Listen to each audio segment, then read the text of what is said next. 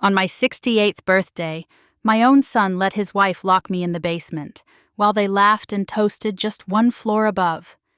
But what they didn't know was, I had cameras recordings, and one call that would change everything. This isn't just a story about betrayal. It's about the quiet moment a forgotten mother finally rises, not with vengeance but with truth. Stay with me, because you need to hear what happened next. My name is Lillian Calloway. I'm 67 years old, and I've always been the kind of woman who kept her promises even when the world didn't keep them to me. For most of my adult life, I lived in a modest house on Wisteria Lane with my husband, Roger. He was a railroad dispatcher for over 3 decades. Strict with time, a man of habit, always the one with a watch on his wrist and a plan in his pocket. Me, I was the warmth. The candles at dinner, the pie on Sunday, the fresh sheets and holiday garlands, and the quiet prayers whispered for the people I loved. We were married for 42 years. And when Roger died suddenly of a heart attack one autumn morning, the house turned cold. Not physically. It was still warm, cozy even. But something in the air changed. His slippers still sat by the bed. His favorite mug, chipped on the rim, still waited for him beside the sink. I would hear a train whistle in the distance and almost turn to ask him something, only to be met with silence. In those first few months, I kept the house just as it was. It felt disrespectful to rearrange anything, but the silence became unbearable. I started leaving the television on all day. I'd talk to the plants just to hear my own voice echo back. Sometimes I'd forget I already made tea and pour another cup. I was drifting, like a ghost in a museum built from my own memories. Dean, my only child, visited every Sunday. He would sit at the edge of the sofa like he was in a rush, scrolling his phone or tapping his leg. We never really talked. Not like before. Not like when he was little and used to bring me drawings of robots and fire trucks and say, "Hang it on the fridge." "Mom?" One Sunday, just before Thanksgiving, Dean looked around the house, exhaled, and said, "Mom, I think it's time you moved in with us." I blinked. "What do you mean?" He leaned forward, placing his hand gently over mine. "It's too much for you here. It's a big house and well, you don't need to be alone. Kayla and I have been thinking, we're house hunting. If you help with the down payment, we can get something with a first-floor room for you. Ellie would love having you around." I didn't answer right away. My first instinct was resistance. I'd always been independent, proud of handling things myself. But that night, sitting at the kitchen table, I stared at the empty seat across from me and realized maybe he was right. Maybe family was what I needed. Maybe this was my chance to stop wandering through a life of echoes and start living again. So I said yes. We sold the house within 2 weeks. Property in our area was in high demand, and I got a good price, more than enough to help Dean and Kayla close on a larger home in Brookridge. It was a charming 2-story place with a backyard and a finished basement. "My room was right off the kitchen, so you won't have to climb any stairs," Dean said. I signed over the full down payment. The deed went under Dean's name. For convenience, he told me. I didn't even question it. The first few weeks were lovely, truly. I helped Kayla cook, picked Ellie up from school when her parents were busy, and even started planting herbs in a little patch by the back porch. Kayla thanked me at first. She said, "I don't know how we'd do this without you, Lillian." I believed her. I thought we were a family. But families shift, don't they? Like shadows in late afternoon. At first, warm and long, then colder, thinner, barely noticeable. Subtle things changed. Ellie, once cheerful and chatty, started spending more time in her room. Kayla stopped asking for help and started giving me instructions instead. "No onions in the stew, please. Dean hates them." Or, "Can you keep the TV volume down during dinner prep?" One afternoon, I overheard her on the phone with a friend. "It's like having live-in help," she said with a giggle. "Only cheaper." She laughed. I didn't. It's strange how quickly you can go from feeling needed to feeling invisible. My framed photo of Roger, once on the hallway shelf, ended up tucked behind a stack of old mail. My crocheted pillows were removed from the couch to match the aesthetic. My cookbooks disappeared from the kitchen. When I asked, Kayla said she boxed them up to make space. I wanted to speak up, to ask Dean if he noticed, but every time I tried, he'd say, "Mom, Kayla's under a lot of stress. She runs the salon and keeps the house running. Just give her grace." He didn't say it unkindly, but his tone carried finality, like the discussion was over before it started. So I stayed quiet. I started shrinking bit by bit into that one small room off the kitchen. It was cozy, yes, but it felt more like a guest room than a place to live. I still helped. I still smiled. I still made Kayla's favorite lemon cake on Sundays, hoping she'd say thank you the way she used to. Sometimes she did. Mostly she just commented on the mess I left behind. I tried to ignore it. I reminded myself this was my choice. I came here for family, for connection, for Ellie. And yet some nights I would lie awake and wonder, had I traded one kind of loneliness for another? The silence in my old house was deafening. But this silence was worse. Because it was the kind you feel even when people are around. The kind that tells you you're not welcome. Not really. Still, I told myself to be patient. Dean had promised you'll never be alone again. But promises are only as strong as the people who keep them. And something deep inside me, some quiet instinct, was starting to whisper that maybe I should have never sold that house at all. There's a strange kind of grief that comes not from losing something all at once, but from watching it fade piece by piece right in front of your eyes. It started with my cookbooks. One morning I walked into the kitchen to make cornbread, the same recipe I used to make for Dean when he was little. And they were gone. All 4 of them. The dog-eared, sauce-stained books that had followed me from the early days of marriage to late-night baking sessions with Ellie. I opened every cupboard. Nothing. I found them later that afternoon boxed up in the garage. On the lid in Kayla's neat handwriting were the words, "Extra, donate." I stared at the box for a long time, unsure if I was angrier about the decision or the fact that no one thought to tell me. When I asked her, Kayla smiled that polished smile she used with salon clients. "Oh, those I needed more space for Ellie's smoothie blender and the air fryer." "You don't mind, do you?"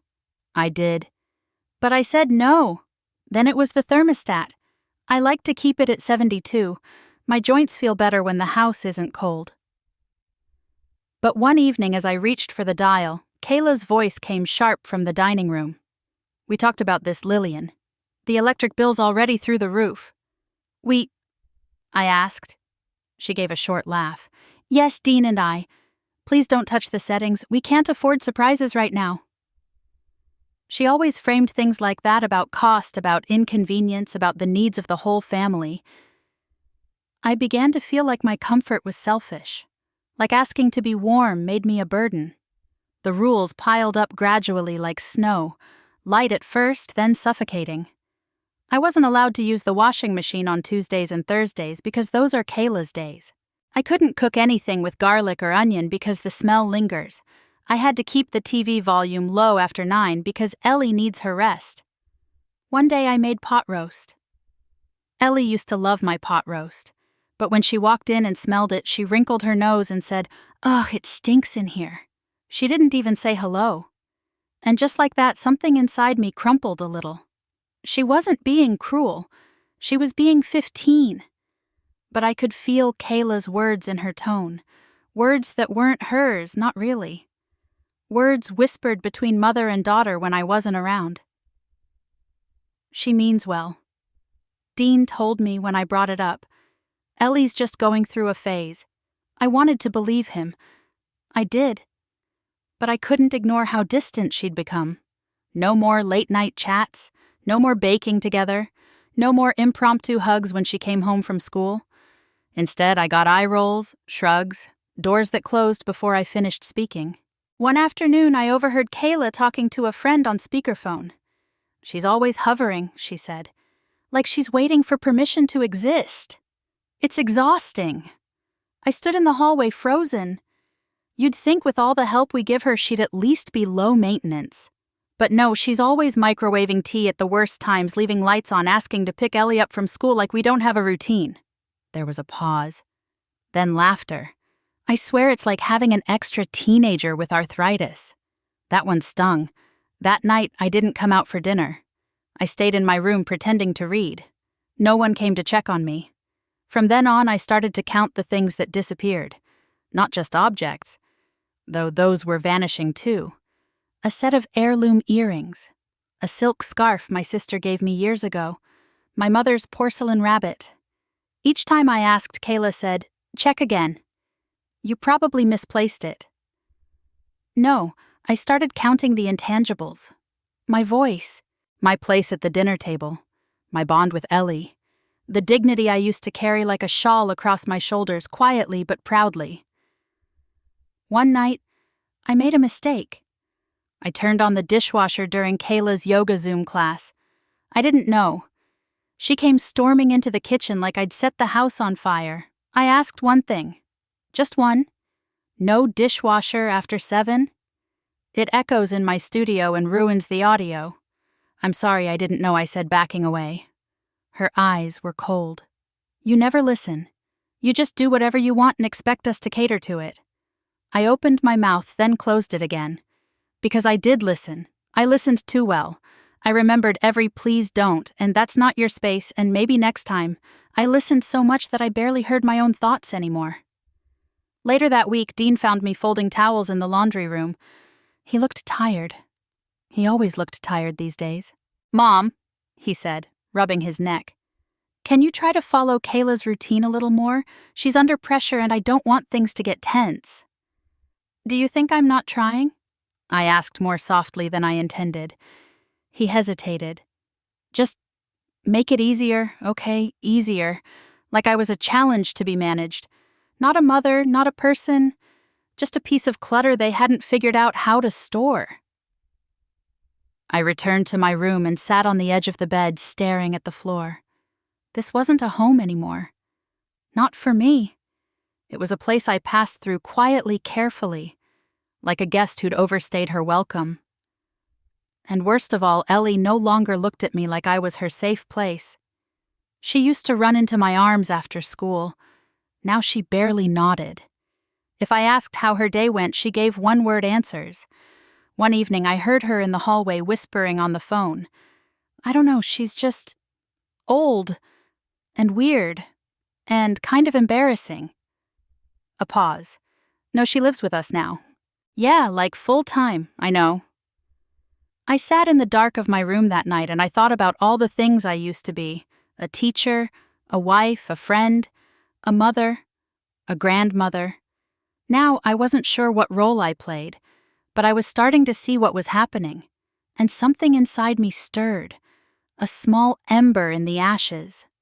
They thought I was fading, disappearing, becoming less, but they were wrong. I hadn't disappeared. I was watching, and I was remembering. I didn't expect a celebration. I'd long let go of balloons and candles. But on the morning of my 67th birthday, I still held onto a sliver of hope. Just a card, a hug, maybe a quick breakfast with Ellie before school. Instead, the house was silent. Dean rushed out the door, muttering something about traffic. Kayla breezed past me in the hallway, applying her lipstick in the mirror, then paused just long enough to say, "We're having friends over tonight. Nothing big, just a dinner. Could you make that apple pie? Everyone always raves about it." She didn't look at me, not even a glance. Ellie was already halfway out the door, earbuds in bag slung over her shoulder. No smile. No happy birthday, Grandma. Just silence. I stood in the kitchen with my tea, watching the steam rise like something trying to escape. I sipped slowly, trying to pretend it didn't sting. But it did. Still, when Kayla made her request, a part of me lit up. The pie. Maybe it was code. Maybe they were planning a surprise. I clung to that thought like a child clutching the string of a balloon, afraid to let go. So I baked. I spent the day in the kitchen filling it with warmth and cinnamon.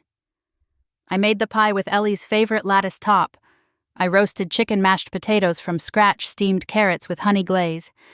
I even put on the blue dress Martin once said made my eyes look like sea glass. I hadn't worn it since his funeral. At 5 p.m., the house smelled like memory and effort. I set the table even though no one asked me to. I wanted it to look nice. I wanted it to mean something. When Kayla came home, arms full of bags from the upscale deli, she barely glanced at the spread I had laid out. "Oh, you already cooked," she said, sounding almost disappointed.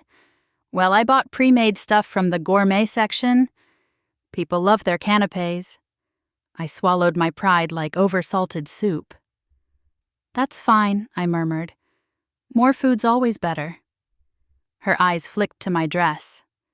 "That's quite formal for a casual dinner."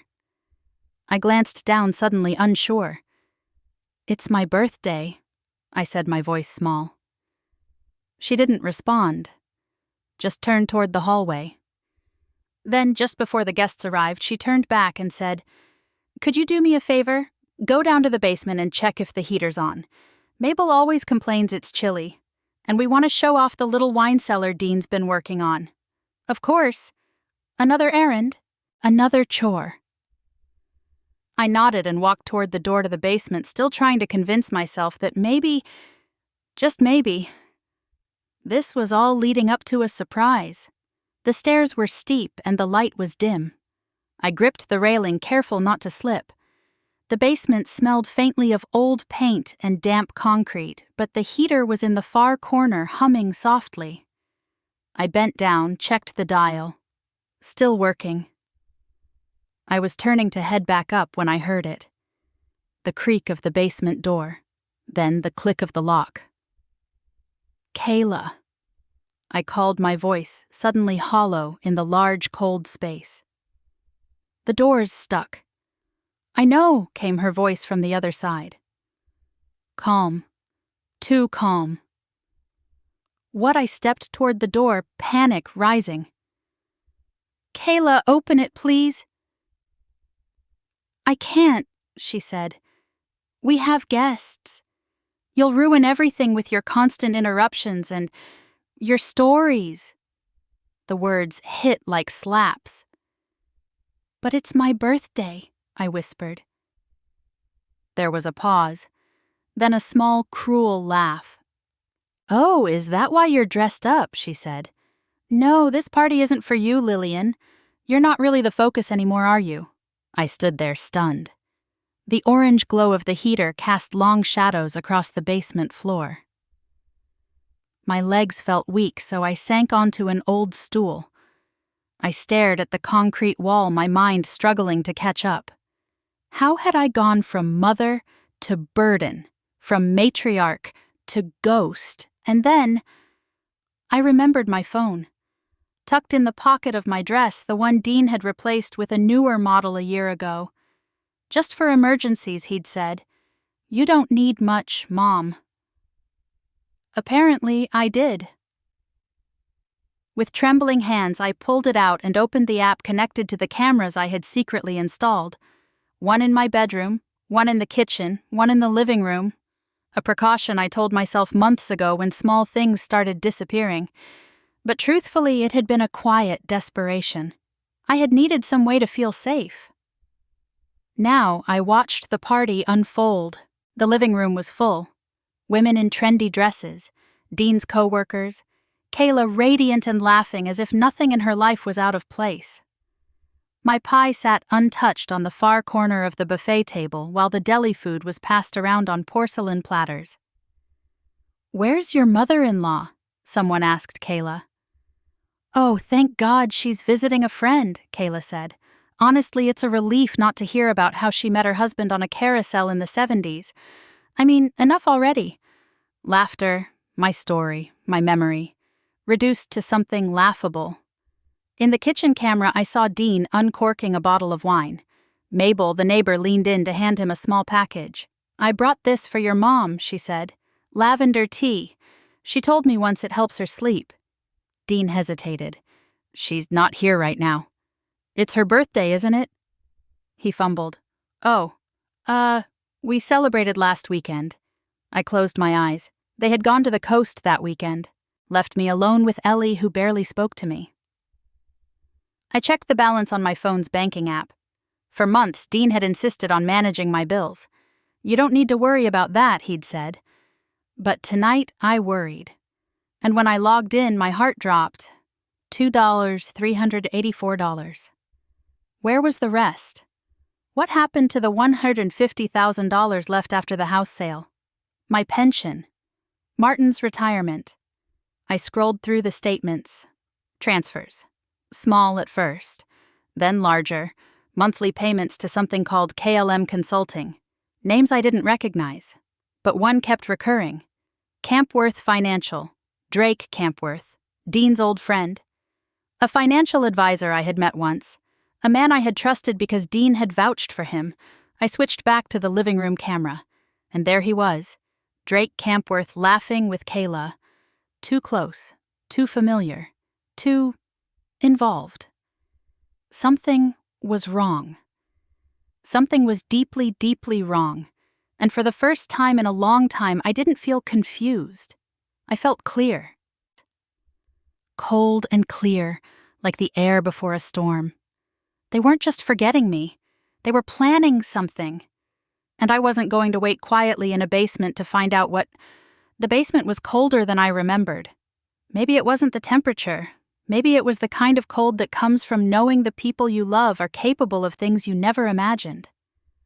I sat on the stool for a long time, the hum of the heater in the background, watching my phone screen like it was a window into a life I didn't recognize anymore. The camera in the kitchen picked up Kayla and Drake standing near the wine rack. Their voices were low, but the audio was just clear enough. She still has no clue, Drake asked, swirling his glass. Kayla shook her head, smirking. She thinks she's just here to help. Can you believe it? He chuckled. You'd be amazed how many of them are like that. Trusting, passive. They hand over everything and never think twice. Kayla leaned in. Once the assessment paperwork is done, Pinewood Estates can take her by next month. I already toured it. It's got wide hallways, a little garden. She'll be fine. I stopped breathing. Pinewood Estates. That was an assisted living facility. A nice name for a place they send people to be forgotten. She's still legally competent, Drake said. We'll need the mental capacity evaluation to lean our way. Kayla sipped her wine. That's why I've been documenting her forgetfulness. The overboiled kettle, the missing keys. Dean even wrote down the day she left the stove on. Remember, I clenched my fists. That never happened. The stove incident was Kayla's, not mine. But they twisted it. And the money, Drake asked? Kayla smirked. Already moved most of it. The investment shell you set up worked. Monthly pulls look like advisor fees. And Dean's getting his cut. Drake raised his glass. To family. They clinked glasses. I stared at the screen, stunned, not sure whether to cry or scream. My mouth was dry. My heart pounded so loudly I was afraid they'd hear it through the floor. I switched to my banking app again. The name Campworth Holdings appeared again and again. 1,000 here, 2,500 there, disguised as financial rebalancing. Each month a steady siphon. How long had this been going on? I opened the email app and scrolled through my inbox. Dean had insisted I switch everything to paperless. Easier, he'd said. We'll set it up together. I clicked on the oldest message labeled Financial Summary. It was from 19 months ago. Back then, my retirement account had over $147,000.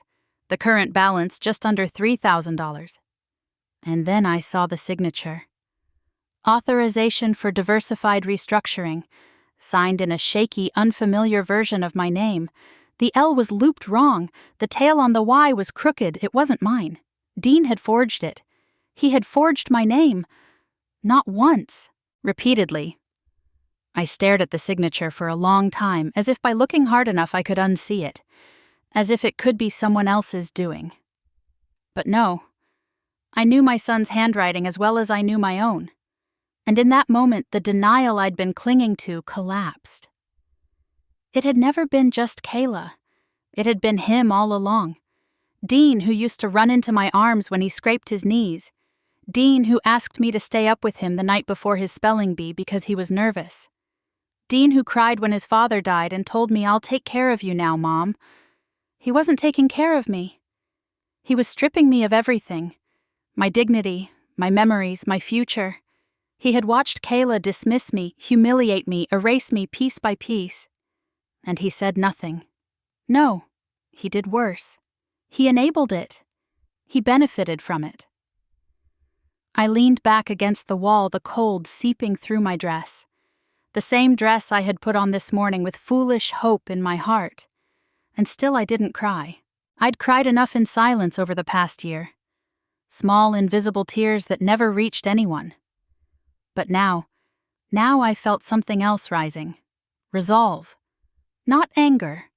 Not yet. Something deeper. Something older. The part of me that had endured childbirth without medication. That had buried a husband with quiet grace. That had raised 2 children, survived recessions, and taught 3rd graders how to read when their parents didn't care. That part of me stirred. They thought I was a relic. Fragile. Disposable. But I wasn't broken. I was just paused. And I was done waiting. I opened the camera feed again. In the living room, guests laughed and clinked glasses, oblivious to the betrayal layered under every brick of this home. I swiped to the email app again. I began forwarding things. Statements, signatures, confirmation emails. To a separate folder I labeled Truth. Then I opened the browser and typed a name I hadn't searched in years. Tessa Calloway, my daughter, the one who hadn't spoken to Dean in nearly a decade, the one who moved across the state to marry a man Dean disapproved of, the one I had lost touch with after a fight, one that now in hindsight had been fed by the same subtle manipulation I saw all around me now. I scrolled past outdated Facebook photos and found something better, an article from the Salem Herald. Tessa Calloway, appointed as elder rights advocate for state council. My breath caught. She was working with elder abuse cases, financial exploitation, legal recovery, and I had shut her out because Dean told me she was selfish, because Kayla said she resented me, because they intercepted her letters, they controlled my phone settings, they rerouted her emails. I didn't lose her. They hid her from me. And I believed them. I stared at her picture on the article. She looked older, sharper, more tired. But her eyes were the same. My fingers trembled as I typed a message into the email field. Tessa, I don't know if this will reach you, but I need help.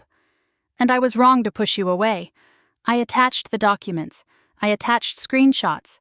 I added, they're trying to take everything. But I still have this one thing left. My mind. I hit send. Then I turned off the phone and sat very still. Above me, the party continued. Glasses clinked. Music played. But down here in the cold among the shadows, something else was beginning. My awakening. The hours that followed were slow and sticky like honey poured over cold stone. I sat in the same spot in that basement, the light on my phone dimmed to save battery heart thudding in a rhythm I hadn't felt in years. Hope, but not the naive kind, not the childlike kind that believes people will remember your birthday or bring you tea without asking. This was the kind of hope that comes after ruin, the kind that comes when you've lost too much to expect kindness, but still reach out anyway. I watched the screen for a reply. Nothing. I refreshed the inbox every 15 minutes. Still nothing. At some point, I began to doubt whether it had gone through. Maybe the email bounced.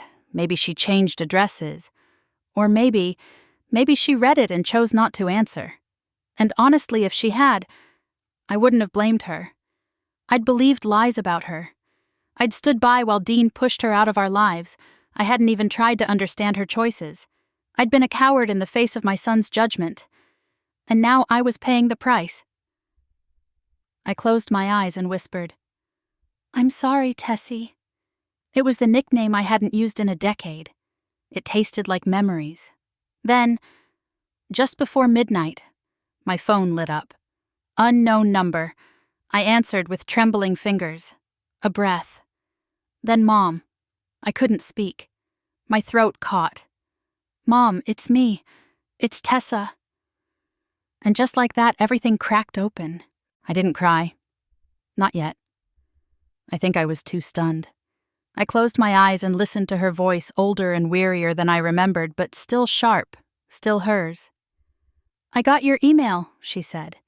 I had to check 3 spam folders, but I found it. I exhaled, finally. I didn't know if after all this time. I know, she said gently. But the moment I saw it, I dropped everything. I'm so glad you reached out. There was a pause. Then we both spoke at the same time. I'm sorry, I said. I forgive you, she said. And then I cried. Not the loud, heaving kind.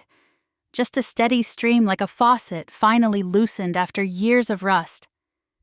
She let me cry. Just sat on the line and let me be silent. That was love. That had always been love. After I calmed down, her voice shifted. Mom, I need to ask you something, and I need you to answer clearly. Can you do that? I nodded, then remembered. Yes. Are you in danger right now? I'm safe for now. Locked in the basement. But physically safe. Are you injured? No. Good. Next. Can you still access those cameras you mentioned? And your email. Yes. Okay. Then we're going to do this carefully. Her tone had changed. Less daughter, more advocate. I could tell she'd done this before. I could tell this wasn't just personal. This was her work, her calling. And I realized then they'd tried to erase me from her life, but they couldn't erase her from mine. Not truly. Tessa walked me through everything. How to label files, how to take time-stamped screenshots, how to export banking statements and verify signatures. She told me what constituted coercion, what counted as evidence, and how not to alert anyone that I knew. I took notes in my head, committed everything to memory. My hands shook, but I moved with purpose. I've contacted Officer Hartman in Portland, she said. He specializes in elder fraud. I've also looped in a lawyer I trust. Janine Gold. We'll move quickly but quietly. No one needs to know we're watching. I smiled. I like that. Then just as I was preparing to say goodbye, Tessa asked Mom, Where's Ellie in all this? The question pierced me. She's here, upstairs. I think she knows something's off. But she's only 15, and she's stuck in the middle. Do you trust her? I hesitated, then nodded. I think she's trying to figure out who to believe. Okay. Don't push her. Let her come to you. We hung up. I sat in the dark feeling something I hadn't felt in a long time. Readiness. Then I heard footsteps above. Soft. Not hurried. Not Kayla's heels. Not Dean's heavy stride. Lighter. Almost uncertain. They stopped outside the basement door. A pause. Then the doorknob jiggled. I sat up straighter. Grandma. It was barely a whisper. I rushed to the door. Ellie. There was another pause, then a click. The door opened slowly, revealing her silhouette against the dim hallway light. Her face was pale, eyes wide. I thought you were in your room, she whispered. Mom said you went to visit someone. I smiled gently. I've been here the whole time. Her eyes welled. Why did she lock you in? I reached out and touched her arm. That's a long story. One I'll tell you, I promise. But for now, thank you. She looked behind her. They're still talking. They don't know I'm down here. I nodded. Good. Let's keep it that way. She helped me up the stairs. We didn't say much, but in that moment I knew. I wasn't alone anymore. The upstairs hallway felt like another planet. After hours in the cold of that basement, stepping into light and warmth again felt surreal.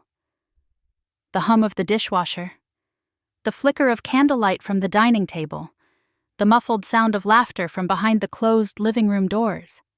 Ellie walked just ahead of me, glancing back every few steps as if afraid I might vanish again. We didn't go far, just to my room. Once inside, she closed the door gently and turned to face me. "Why would they do that?" she asked. "Why would Mom lock you down there?" I looked at her. This girl who had once begged me to braid her hair, who used to crawl into my lap during thunderstorms. Her face was longer now, more guarded, but the question in her eyes was still pure. I think I said slowly, "They stopped seeing me as a person. I became an inconvenience." Ellie bit her lip. I heard them talking. A few weeks ago, something about a trust fund and moving money. My heart skipped. "You heard who I asked? Dad and Drake?" I was getting a snack and they didn't know I was home. Drake said, "As long as she doesn't catch on, we can wrap this by spring." I closed my eyes. So it was true. All of it. And worse. Ellie sat on the edge of my bed. "They said you get confused, but you don't seem confused, like I'm not." She nodded. I didn't think so. A beat of silence passed between us. Then she added, almost a whisper, "I saw Mom tear up a letter last month. It had your name on it, from Salem." My chest tightened. Tessa's letters, the ones I never received. "Ellie," I said gently, "can I trust you with something important?" Her eyes met mine. "Yes." I opened my nightstand drawer and took out the backup phone Tessa had sent me via courier under the name L. Carol. It was untraceable to the family network. Ellie watched with a kind of awe as I unlocked it and pulled up the camera app feed. "This is how I've been watching," I told her. "And recording." She leaned in, wide-eyed. "I'm sending clips to Tessa," I added. She blinked. "Aunt Tessa," I nodded. I thought we didn't talk to her anymore." I smiled sadly. That's what I was led to believe, but the truth is I never stopped loving her. I just let other people speak louder than my own heart. Ellie was quiet for a long moment. Then she whispered, "I want to help." And just like that, the door between us, one I hadn't even realized had been slowly closing for over a year, opened. We made a quiet pact. Ellie would text me if she heard anything suspicious. I taught her how to use the camera app and how to upload clips to the secure folder Tessa had created. She'd leave her phone near the kitchen when Kayla and Dean talked. I'd pretend to nap, but always be listening. That night after the guests left and Kayla retreated to her room with a glass of wine, I tiptoed into the hallway and stood just outside the home office. The door was ajar. Dean was inside, speaking on speakerphone. "No, we can't wait another quarter," he said. "The more we delay, the more likely she notices." Drake's voice filtered through. "Then push for the mental capacity eval. I can get you a sympathetic assessor. Make sure Kayla keeps up the forgetful routine." My stomach turned. I hit record. They kept talking.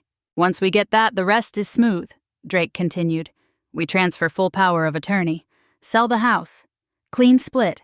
I stopped the recording and slipped back to my room. That night I didn't sleep. Not out of fear, but focus. I thought about Tessa, about how we'd lost each other because I'd believed Dean when he said she was selfish, that her husband Riley was a scammer, that she didn't care. He made me think my daughter abandoned me. But he was the one who abandoned us both. The next morning over breakfast, Kayla made her usual smoothie and didn't acknowledge me. I watched as Ellie quietly slid her phone under the island counter recording. I stirred my oatmeal and said nothing. That was the hardest part, honestly. Not screaming, not confronting, not rising in the middle of the room and yelling, "I know what you're doing." But I had learned something powerful. Silence, when chosen, is not weakness, it's control. I let them underestimate me, and while they whispered about nursing homes and bank accounts, I built a case. Every clip, every log, every signature. I began copying mail that arrived in Dean's name with my accounts listed. I photographed bank statements and tax returns. I even found a draft real estate listing in Kayla's email describing the house as vacant by March. Vacant.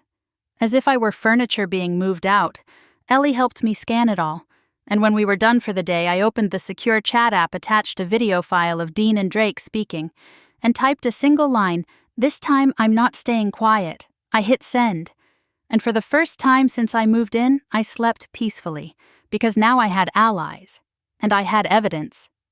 Revenge wasn't the word. I didn't want revenge. I wanted clarity. I wanted safety. I wanted the kind of peace that comes when the lies finally fall away and only the truth is left standing. Tessa called every evening now. We kept the conversations short and careful. I answered from the laundry room or in the garden with my phone tucked inside a sweater sleeve. Earbuds in. "We're almost there," she said one night. "Officer Hartman just needs 2 more clean pieces of evidence, audio and handwriting. After that we'll move." I nodded, even though she couldn't see me. "I've got them both," I said quietly. The next morning, I woke early, before anyone else. I turned on the coffee pot so it hummed loudly, masking any sound, and slid my small recorder into the kitchen drawer. Then I waited. It didn't take long. By 8:15, Kayla was on the phone. "No, she still doesn't suspect anything," she said with a sigh. "Dean says it's taking too long, but we can't just rush the capacity paperwork. If she gets agitated or confrontational, it could invalidate everything." She paused. "No, I haven't filed yet. I want her to sign something informal first to show she's consenting. Then we'll file the full petition." I hit save from the other room. Later that day, Ellie slipped me something folded tight in the palm of her hand while pretending to hand me a napkin. I opened it behind closed doors. It was a draft transfer of ownership form. Not legally binding yet, but close. It had my name typed across the top and Dean scribbled in as recipient. Below that, in Kayla's handwriting, "Preliminary consent. Signature not yet finalized." Tessa's words echoed, "We need her handwriting. Not a copy. The real thing." I took a photo, then another, then one with today's paper in frame just as she'd told me. Ellie knocked once. "They're gone." "Groceries," she whispered. That gave me 10 minutes.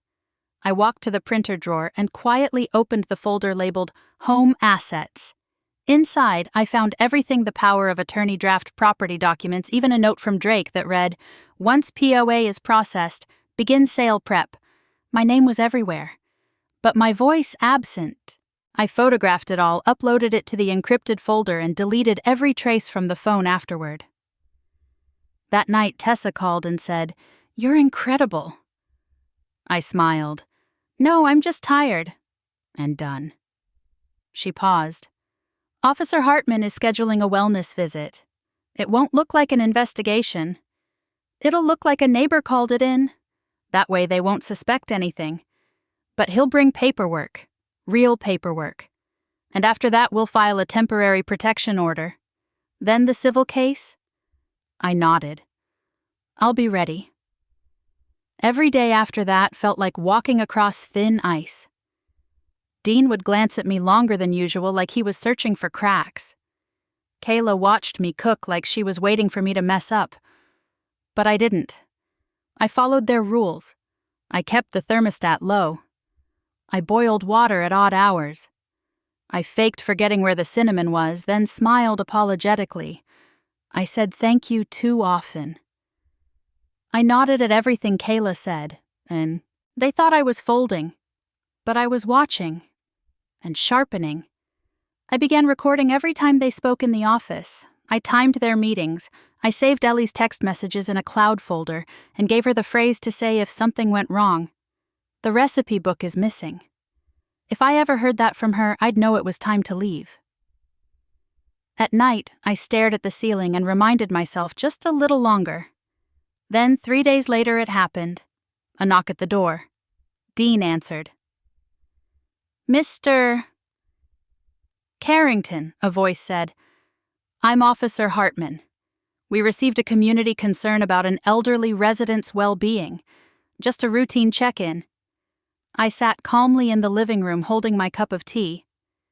Kayla stepped forward, fake smiling. "Oh, this is my mother-in-law, Lillian. She's fine." Officer Hartman smiled back. "Would you mind if I spoke with her privately?" "It's standard." She hesitated. "Is that really—" "It's policy, ma'am."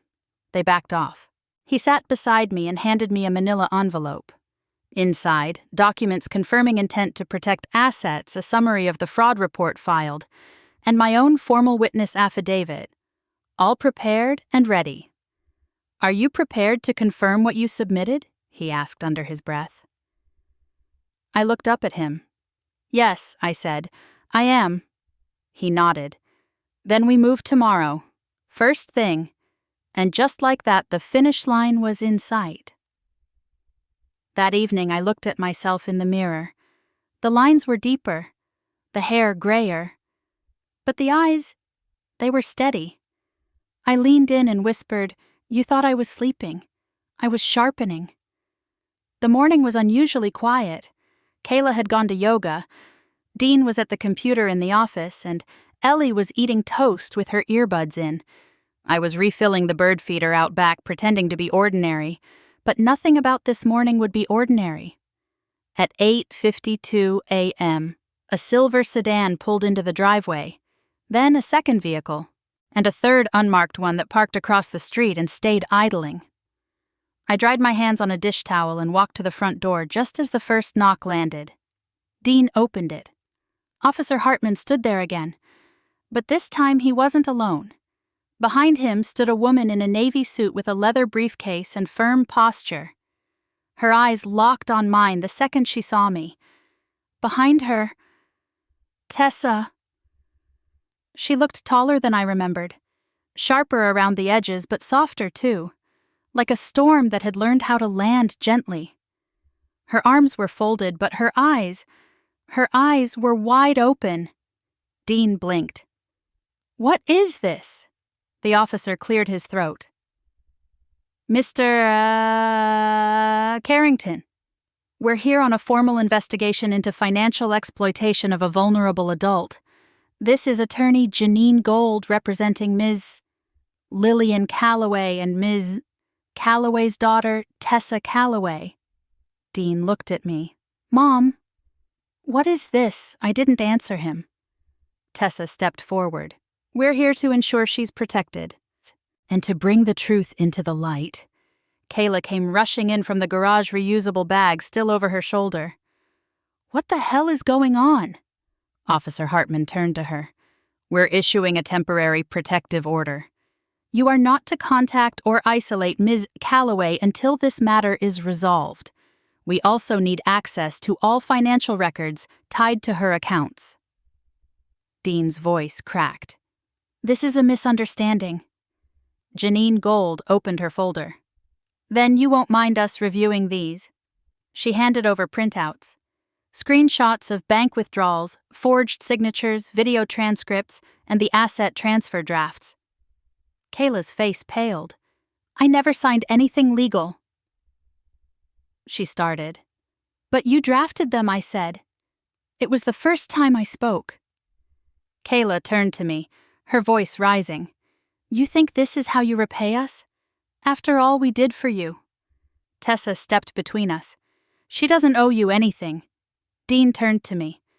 "Mom, come on. You really believe this is what we wanted? It was Drake. He pushed this. We were just trying to manage things." "Then why did you forge my name?" I asked quietly. He opened his mouth. Nothing came out. "I watched you, Dean," I continued. "I heard you. You and Drake. I recorded it, and I trusted you to protect me." His jaw twitched. "You were confused." "No," I said. "I was invisible." Ellie walked into the room then. She stood behind me quietly but clearly. I saw it all, she said. "Grandma didn't forget anything." "You lied." Kayla snapped Ellie. "Go upstairs." But she didn't move. "I'm staying," she said, her voice firmer than I'd ever heard. Officer Hartman gestured. "We'll need access to all devices connected to Ms. Calloway's finances, phones, computers, cloud drives. Please step aside." Dean hesitated. "This is insane." Janine Gold pulled out another document. "You'll find the court has already granted preliminary injunctions to freeze the related accounts." I watched as Dean slumped into a kitchen chair. "He didn't fight anymore." Kayla's face hardened. "So what now? You throw us in jail after we let her live here?" I looked at her. Really looked. "You didn't let me live here," I said. "You let me disappear." Her mouth opened again, but I didn't give her the chance. "You had the whole house. The routines, the bank accounts, the narrative." I had one thing left. I reached into my pocket and held up the flash drive that Ellie and I had copied the recordings onto. I had the truth. And for the first time in that house, they had no reply. Officer Hartman began collecting devices. Tessa quietly asked Ellie if she was okay. Ellie nodded, and Tessa smiled softly. Dean kept his head down. Kayla looked at me one last time. "You'll regret this." I met her gaze without flinching. "No, I regret staying quiet for as long as I did. The house was quiet when I left it, not in the eerie way it had been during my time there, when silence was a weapon of punishment. No, this time it was a silence of closure, of completion." Tessa didn't say anything when she pulled up in front. She just got out of the car, opened the back door for Ellie, then the front for me. I stepped in, holding only a small bag. No boxes, no keepsakes, just the few things that mattered: my documents, my phone, and the flash drive. The ride to Salem took 2 hours. We didn't speak for the first 30 minutes. But it wasn't uncomfortable. I think we were both trying to adjust to the new shape of us. Mother and daughter side by side again after years of silence. Eventually, Tessa reached over and put her hand on mine. "I'm glad you're coming home," she said. And I believed her. Her house was smaller than I expected. A single-story place with a creaky porch and a maple tree in the front yard that cast generous shade. Inside it smelled like rosemary and lemon, and something faintly floral. Peace. Mason, my grandson, was waiting by the window when we arrived. He barreled toward me, arms out. Grandma Lily, I hadn't seen him in nearly 4 years. He was just a toddler then. But he remembered. He wrapped his arms around my waist like he was anchoring me to the floor. That night we had soup and warm bread and a salad from Tessa's garden. We didn't talk about Dean or Kayla. We didn't mention Drake or bank accounts or court dates. We talked about Mason's school, about how Tessa had started growing cucumbers, about the stray cat that sometimes slept on their porch. I went to bed in a room that smelled like lavender and had clean sheets and a window cracked open to the sound of crickets. And for the first time in over a year, I slept the whole night through. The days that followed were a blur of small but meaningful steps. Tessa took me to the bank to open a new account. My name, my control. She sat beside me while I chose a new password, and we set up alerts so nothing could ever move behind my back again. We met with Janine, the attorney, and began paperwork to recover part of the lost funds. It would take time, but she was confident. "You've got everything on your side," she said. I believed her too. Ellie stayed with us for a few days after that. She said it was just until things cooled off, but I could tell she needed space. She helped Mason build pillow forts and learned how to prune tomatoes with Tessa in the garden. At night we played cards. She taught me how to use emojis properly. Well, mostly properly. She was quieter than usual. But when she hugged me goodnight, she held on longer than she used to. One afternoon, I found her on the back steps with a notebook. When I sat beside her, she looked up and asked, "Do you think they ever really loved you?" I didn't answer right away. Then I said I think they loved what I gave, what I made possible, but not who I was. She nodded slowly. That's how I feel too. I wrapped an arm around her. Then maybe it's time we start loving ourselves enough to stop waiting for their version. She leaned against my shoulder and didn't say anything else. Later that week, Tessa handed me a small gardening journal. I thought we could pick something to grow, she said. We walked around the nursery together. Rows and rows of life waiting to be chosen. I picked hydrangeas. She picked snapdragons. Mason insisted on strawberries. Back at the house, we planted everything along the edge of the fence. My knees ached, but it was the good kind of sore. The kind that tells you you've done something real. That evening, I found myself at the kitchen table with Mason flipping through an old photo album I'd saved from the move. He pointed at pictures and asked questions. Was that your wedding dress? Yes. Did you love him very much? Do you miss him? I paused, then said, I do. But I think he'd be glad I'm here now. Mason grinned. I'm glad you're here too. We made cocoa. Tessa joined us and pulled out her old record player. We played a song I hadn't heard in years, and for just a moment we all danced barefoot in the living room like nothing had ever gone wrong. And maybe in that moment nothing had. That night I lay in bed and scrolled through my emails.